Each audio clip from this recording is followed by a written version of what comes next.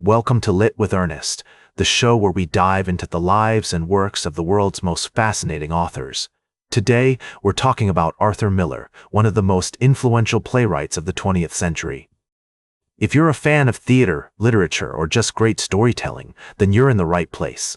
Arthur Miller was born on October 17, 1915, in Harlem, New York, to a family of Jewish immigrants.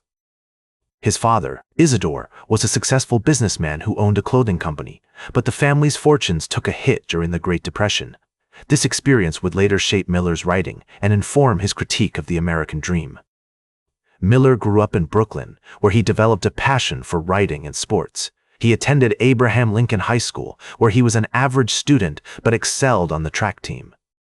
After graduating, he worked a series of odd jobs to support his family while pursuing his dream of becoming a writer.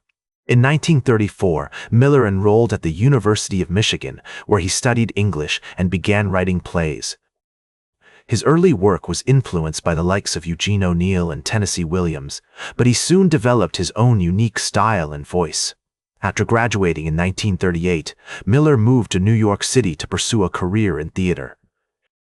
Miller's breakthrough play, All My Sons, premiered in 1947 and was a critical and commercial success. The play tells the story of a family torn apart by secrets and lies, and it established Miller as a major force in American theater. But it was his next play, Death of a Salesman, that would cement his reputation as one of the greatest playwrights of all time.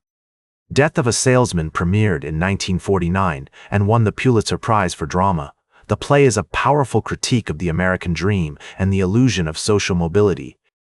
It tells the story of Willie Loman, a failed salesman who struggles to come to terms with his own mortality and the disappointment of his family. The play is a masterpiece of dramatic writing, with complex characters, nuanced dialogue, and a powerful narrative that explores themes of identity, morality, and the human condition. Miller's work was not without controversy, however. His play, The Crucible, which premiered in 1953, was a response to the McCarthyism of the time and the witch hunts that were sweeping the nation. The play is a powerful critique of hysteria, paranoia, and the dangers of unchecked power. But it was also seen as a critique of American society, and Miller was called to testify before the House Un-American Activities Committee. Despite the controversy surrounding his work, Miller continued to write and produce plays throughout his life. He was a prolific writer, and his plays include A View from the Bridge After the Fall and The Price. He also wrote essays, fiction, and memoirs, and he was awarded numerous honors and awards for his contributions to literature. So what can we learn from Arthur Miller's life and work? For one thing, his writing reminds us of the power of storytelling, to challenge our assumptions and to inspire us to think critically about the world around us. His plays are not just entertainments but also explorations of the human condition, and they offer insights into the complexities of identity, morality, and society. Miller's legacy can be seen in many modern writers, from Tony Kushner to Tracy Letts. His influence extends beyond the theater, too, and his work has been adapted into films, television shows, and even opera. He continues to be widely studied in schools and universities, and his plays remain some of the most performed and admired works of American literature. As I always say, good writing is like a clean shot. It's swift, precise, and leaves a lasting impact.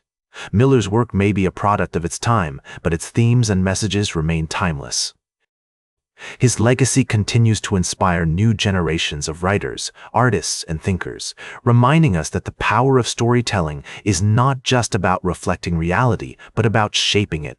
Like this episode if it hit true. Share it if you respect honest talk about books. Subscribe because we'll do this again. This is Ernest, signing off.